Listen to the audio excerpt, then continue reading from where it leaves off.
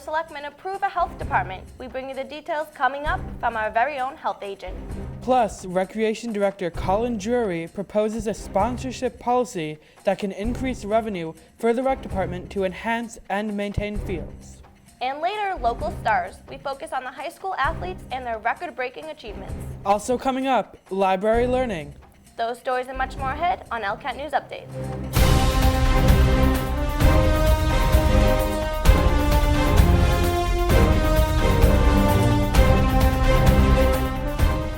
Good evening, I'm Rebecca Green. And I'm Jake Brady. We begin tonight with the latest Board of Selectmen meeting. To bring you up to speed, department heads have been going through the process of presenting their budget proposals for the 2017 fiscal year to the Board of Selectmen. The board, however, could not agree on the police department's budget. This time, an agreement had to be made. I'd like to make a motion to cut the budget to $150,000 with $50,000 given to the appropriation in case we can't come up with something to regulate the overtime that's going on. We got to bring it under some justification on why there's so much overtime. In the vicinity of $300,000, the overtime, and we're cutting it by, in this case, $170,000. And obviously, my concern is for public safety. If the $50,000 isn't enough, where does the rest of the money come from? Since everyone's got this figured out.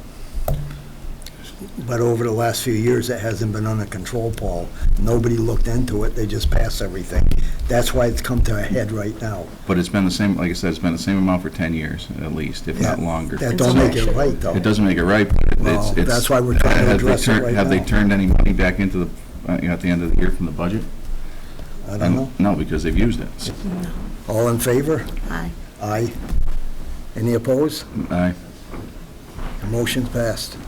Also at that meeting, East Longmeadow Health Agent Amy Petrowski takes the stand.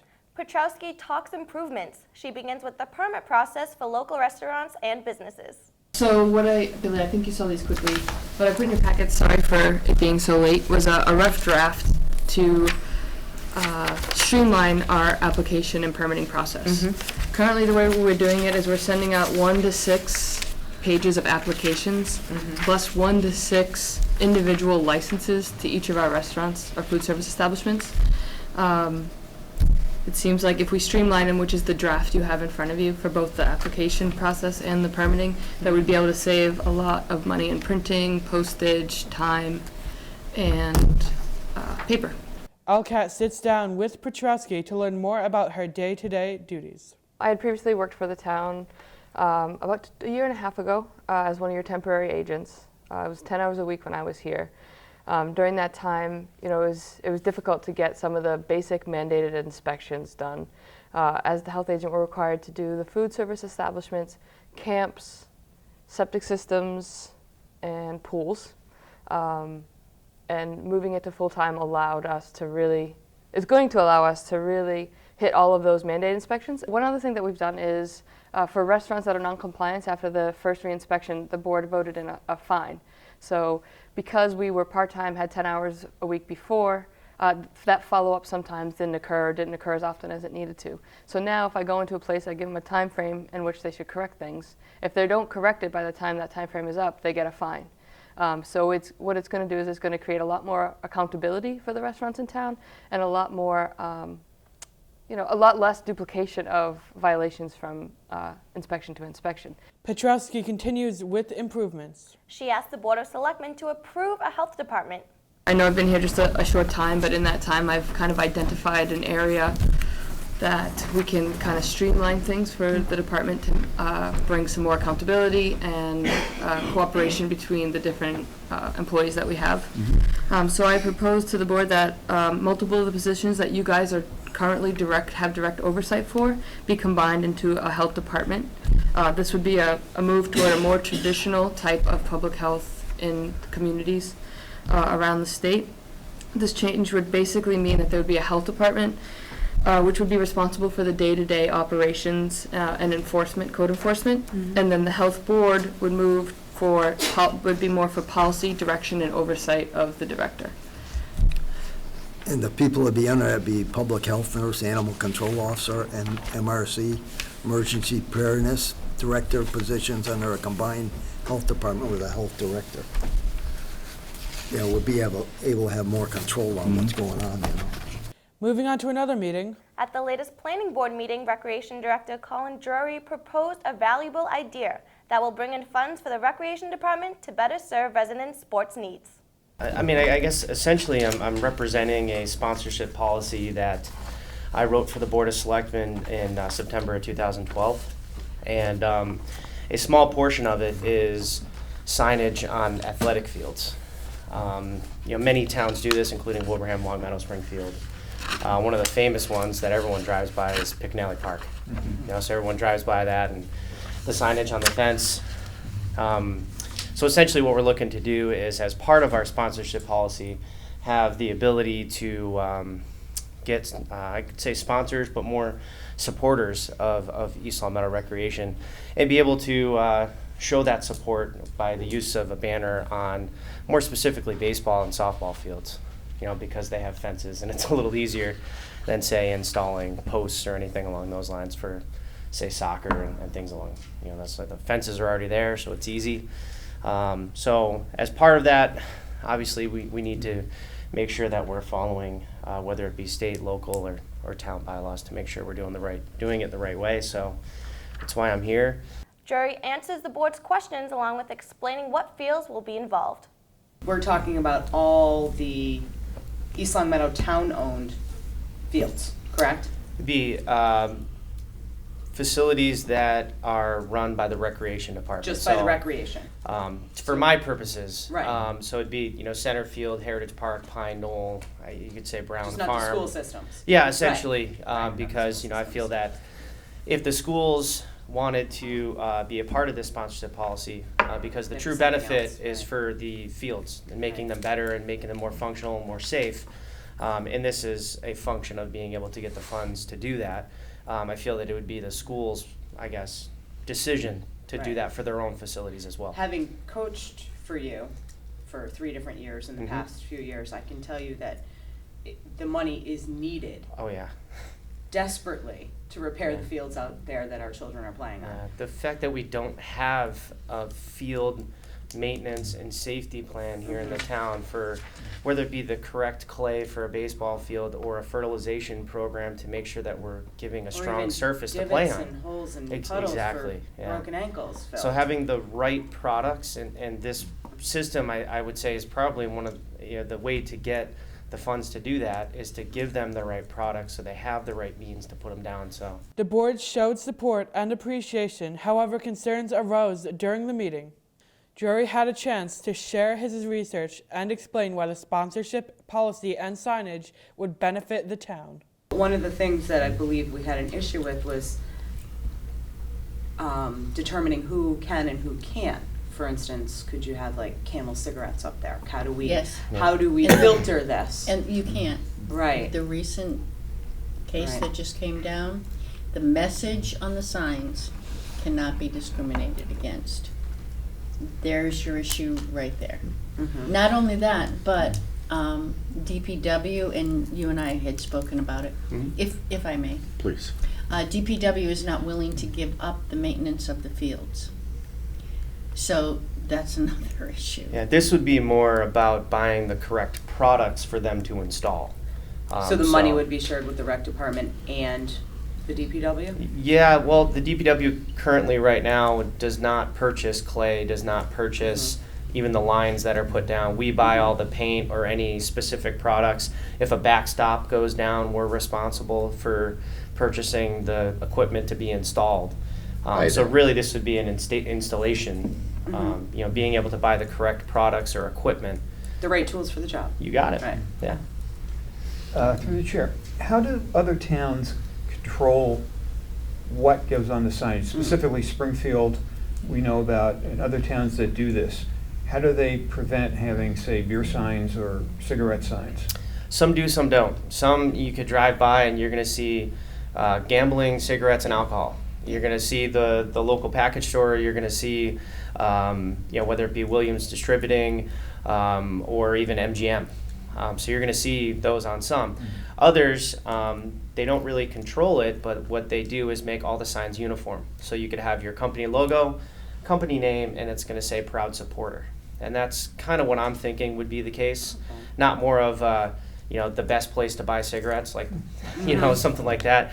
Whether it, or it could be the Pride Station. Yeah. It could be Pride, proud supporter of East Long Meadow Recreation.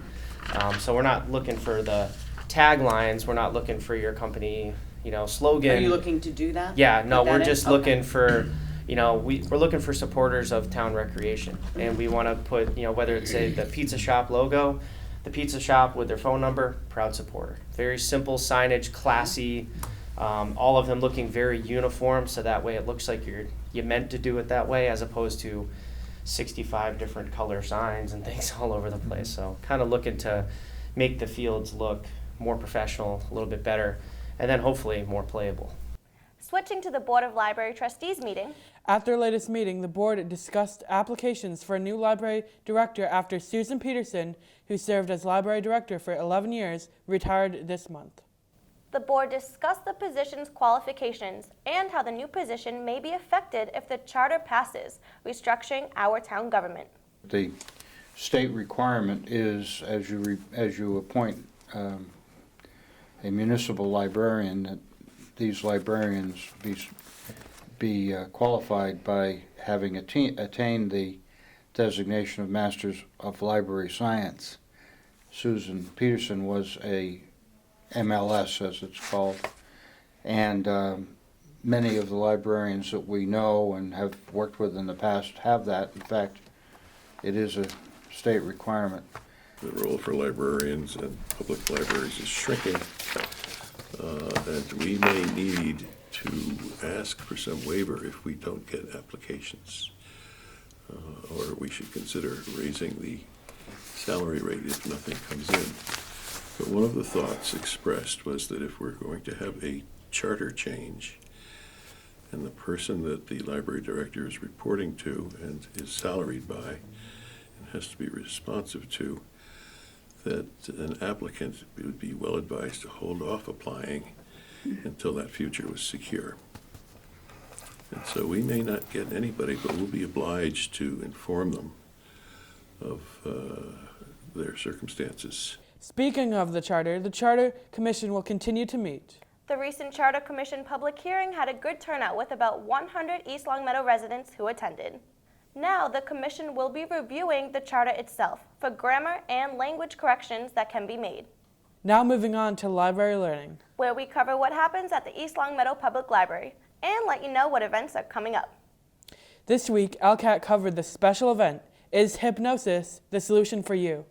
Professional consulting hypnotist Sandy Newman educated the audience on how hypnosis can improve health and achieve goals. I'm really here to tell you on behalf of the National Guild of Hypnotists the health benefits of hypnosis, not the gimmicky parts like the stage hypnosis things, but how it can help you and help your family, help your friends overcome bad behaviors or lose weight, stop smoking, lower blood pressure. It goes on and on. So people know about those, but there's many, many other reasons that we use hypnosis as well. Hypnosis is really, as the National Guild of Hypnotists is really trying to promote this globally, so that we don't become a society of overweight, anxiety-ridden, pill-popping people. Newman brought some of her own clients to speak to the audience about their personal experience with the treatment. She's helped me identify what my goals are, what's really important in my life, and I'm tailoring my goals to what's really important. So I'm not stuck anymore, and I'm enjoying life, and I've never been happier. So it's really been a great process for me to go through. It's probably saved my life. One of the other things I think that it does, and I've experienced, is that if you have physical problems, physical pain, it can help you learn to redirect or change the way you feel about that pain, maybe even have it go away, so that it doesn't bother you anymore. It really does. You wonder, how can something the way you're thinking about something change your pain? It does. It can, because sometimes a lot of times that pain is psychological and it's manifesting itself physically in your body. And if you can change that psychological approach to your pain, sometimes it'll change that physical response that your body has. Guests were able to participate in a short relaxation session. Information handouts were also given out for audience members to take home and review. Overall, an informative and enlightening event. Moving forward, we have East Long Meadow Public Library events coming your way. First, get your weekend started right with Friday Flicks. On Friday, January 22nd, the East Long Meadow Library will be showing A Walk in the Woods, a film about a man who desires to connect with his homeland by hiking the Appalachian Trail. This heartfelt film will begin at 1 p.m. in the library community room. No registration is required. Next up, a brand new event. Are you fascinated with drawing? Do you like to try new things? Well, look no further, because the East Long Meadow Library is hosting an Intro to Zentangle. Zentangle is a method of drawing simple, repeating patterns into stunning designs. This event will take place on Saturday, January 23rd at 1 p.m. in the library community room. Experience a new world of artistic fun. Registration is required, so be sure to secure your spot today at the EL Library. Now it's time to highlight the local stars in our community. One East Long Meadow High School student made a huge splash in the media.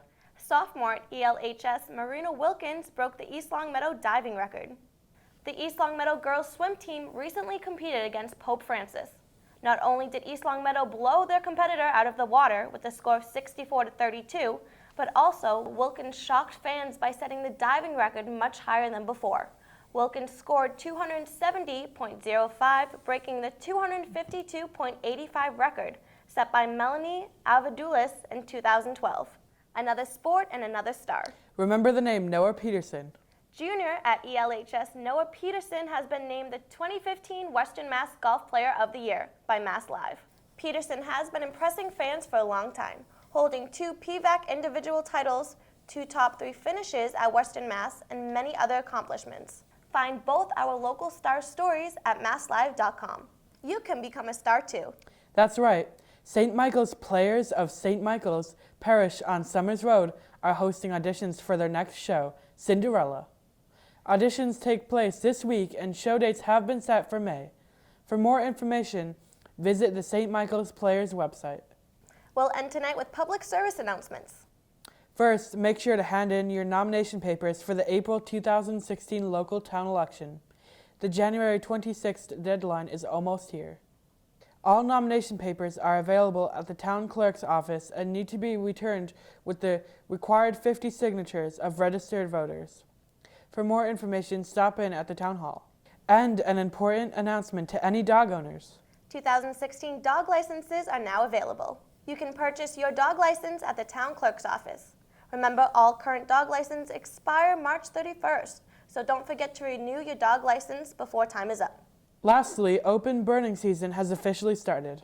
What this means is that if you're interested in cleaning up tree limbs, brush, and other remnants of winter storms, open burning can be your solution. However, in order to do so, you must purchase the $5 permit. Permit purchases can be made starting the week of January 15th at the East Long Meadow Fire Department.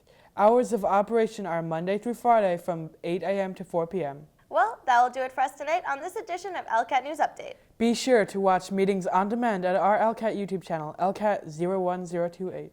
Follow us on Facebook and watch us on cable channel 191. I'm Rebecca Green. And I'm Jake Brady. Until next time, good night.